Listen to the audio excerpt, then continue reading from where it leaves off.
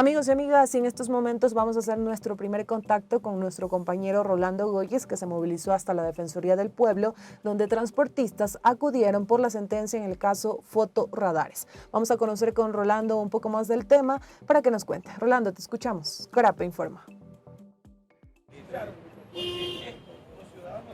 Y el país se integra, Silva, como lo menciono, nos encontramos en la Defensoría del Pueblo, donde hace pocos minutos los principales dirigentes de la FENACOTIP salieron de esta reunión que mantuvieron con el Defensor del Pueblo. Ahí están dando a conocer los inconvenientes que han tenido al momento, donde en algunas partes del país se están cobrando aún las multas por los fotorradares. Escuchemos. Que nosotros para hacer un trámite tenemos que estar cumpliendo con todo al día. ¿Eso qué significa? Que si usted está multado ilegalmente, usted tiene que obligatoriamente pagar para poder hacer el trámite. Y eso no está permitido de acuerdo a la sentencia. Hay un incumplimiento, hay un desacato y hasta cierto punto eso va a generar un grave problema hasta en la propia Contraloría. ¿Esta sentencia incluye a todos los municipios del país o a qué municipios? A todos los municipios la medida cautelar entre el 24 y el 27. Y la sentencia, desde luego, ahora sí, al transporte público y comercial lo deja exento de radares, que ya la Agencia Nacional debe de cumplir lo que emitió la sentencia. Tiene 6 meses para generar la normativa del control GPS, que en este caso es la sentencia la que lo va a emitir. Pero debe haber municipios que sí cumplan con los requerimientos de la sentencia. Bueno, generalmente, cuando nosotros hablábamos de que se suspendía todo porque se presumía que no estaban cumpliendo, ¿cómo tú demuestras que se cumple cuando toda la documentación que se ha requerido, las socializaciones que se ha requerido, tienen que enviarla a la autoridad? Eso dice la sentencia. Es decir, demuéstrame que estás cumplido y esos pueden proseguir. Pero si no han cumplido, lógicamente falta algún documento, algún proceso, pues lógicamente también entran dentro de los incumplidos. ¿Qué municipios estarían incumpliendo esta sentencia? Todos prácticamente están incumpliendo la sentencia, pues todavía no tenemos la documentación clara. Hay una aclaración en la sentencia que dice lógicamente que de acuerdo a la sentencia, ciertos municipios que ya hayan cumplido el tema podrían proseguir en el tema del cobro. Sin embargo, la autoridad no se ha pronunciado si esos municipios presentaron o no presentaron la respectiva documentación. El defensor... ¿Qué debería ocurrir con las multas que se han dado desde la sentencia? Tal vez deberían borrarse, anularse. Deberían devolverse inmediatamente, no cobrarse. Es decir, nunca debieron de cobrarlas.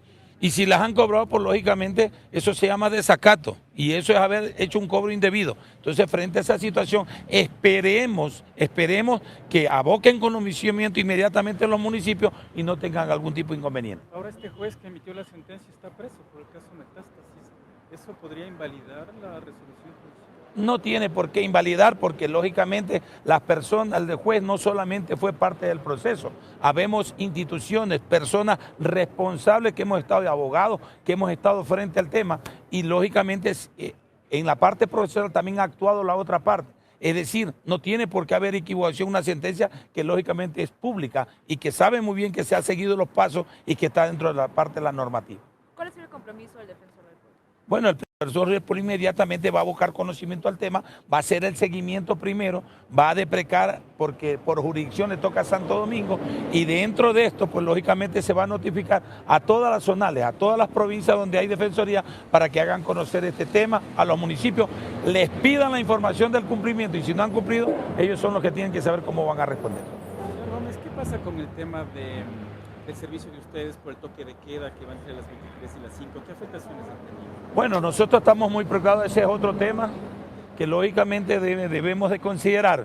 Hoy por hoy, el toque de queda está afectando al ciudadano directamente, está afectando al turismo, está afectando a la transportación misma, porque tomaron un decreto, y eso siempre lo hemos venido diciendo desde el anterior gobierno, sin ningún plan de contingencia. Es decir, si tú me suspendes la operación entre 11 y 5 de la mañana, ¿cuál es el plan de contingencia? Porque me estás quitando el trabajo. Eso nosotros lo hemos manifestado. Hoy por hoy se está revisando el decreto, el presidente lo ha manifestado, que no es posible que nos detengamos. Nosotros lo que estamos pidiendo es que desde las 11 de la mañana hasta 5 de la mañana, los carros que han sido despachados hasta 11 de la noche deben de llegar a su destino, respetando el toque de queda, desde luego, como tenemos que hacerlo como ciudadanos para colaborar con la seguridad. Pero dentro de esto sepan que el transporte público entra a un sector estratégico que debe tener protección del Estado. Señor Gómez, justamente el presidente de la República ha anunciado el tema de la eliminación de los subsidios de los combustibles, así como el tema del aumento del IVA al 15%. En ese sentido, el sector del transporte, un poco cómo toma este anuncio público. El día de ayer nosotros participamos en la mesa donde se está tratando el tema del IVA. Y allí nosotros fuimos claros, manifestamos que la transportación pública es responsabilidad del Estado. Segundo, que en el movimiento del trabajo de la transportación es estructura de costo. Y dentro de la estructura de costo, el momento que usted incrementa alguna situación hacia este sector, inmediatamente le va a repercutir al usuario. Entonces, frente a esto, hay medidas compensatorias, hay focalizaciones que se tienen que hacer dirigidas para que no le afecte al ciudadano. Porque frente a nosotros lo que podemos plantear es nuestras necesidades y nuestros costos que estamos gastando, y de acuerdo a eso tienen que tomar las decisiones. Sin embargo, si no las considera, el que va a pagar las consecuencias es el ciudadano. Entonces, frente a esto, hemos hecho nuestras recomendaciones de cómo podría ser la focalización del combustible, de cómo podría ser el IVA, en qué podemos estar exonerados para un poco compensar la situación de la erogación del gasto y no trasladarlo al usuario final. ¿Cuáles son estas medidas compensatorias que han planteado ustedes, por ejemplo, tanto para la focalización como para el IVA? En este momento nosotros tenemos 5 artículos importantes. La primera es la situación del combustible, que no se le grave IVA al transporte público frente al tema del combustible. En la cuestión de neumáticos, que no se le grave IVA a los neumáticos, a los chasis, a las carrocerías y lógicamente al cambio de aceite, que son situaciones que son de al día a día. Nuestros costos, así vayamos con un pasajero o vayamos completo el carro, siempre van a ser los mismos. Por lo tanto, esa situación no se la podemos trasladar al usuario porque va a inmediatamente incrementarse. Otro de los temas que nosotros consideramos que le va a afectar al usuario es que obedezcamos a la ley de tránsito. Y dice que los grupos vulnerables que nosotros estamos subsidiando, que el Estado debería hacerlo, pero lo estamos haciendo nosotros, eso tenemos que revisarlo en el cuadro tarifario. Eso le va a pegar al usuario final.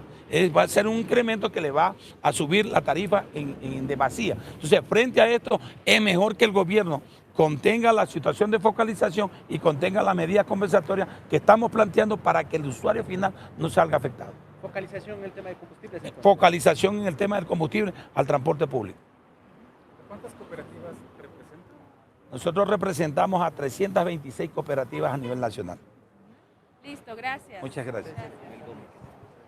Estábamos escuchando a Abel Gómez, presidente de la Federación de Cooperativas a nivel nacional, con quien estaba refiriéndose sobre esta reunión que mantuvieron con el defensor del pueblo a propósito de la sentencia que se dio el año pasado, en agosto de 2023, en donde se determinó la suspensión temporal de los sistemas de fotorradares y fotosensores. Ha señalado que ahora se espera también un pronunciamiento de la Defensoría, y de la misma manera que se pueda analizar los casos que en algunos de ellos se sigue cobrando estas multas por los radares. Han señalado también desde este lugar que esta sentencia, la disposición que se dio para suspender de manera temporal es a nivel nacional y que en algunos cantones, en algunos municipios no se ha acatado. Es el informe que les hemos llevado desde aquí, desde la Defensoría del Pueblo. Con esto regresamos de estudio. Elba, tú tienes más. Corape informa. Y el Ecuador se integra. Le agradecemos a nuestro compañero Rolando Goyes por ese reporte y pudimos escuchar algunos pronunciamientos por parte del sector transportista. También se refirieron al tema de la focalización de subsidios y el aumento del IVA. Aquí solicitaron entre algunos puntos que no se le grave IVA al transporte público referente al combustible, neumáticos, chasis y carrocerías. Y también, como lo mencionó nuestro compañero Rolando Goyes, se refirieron al caso de los fotos, radares y algunas de las multas que aún persisten.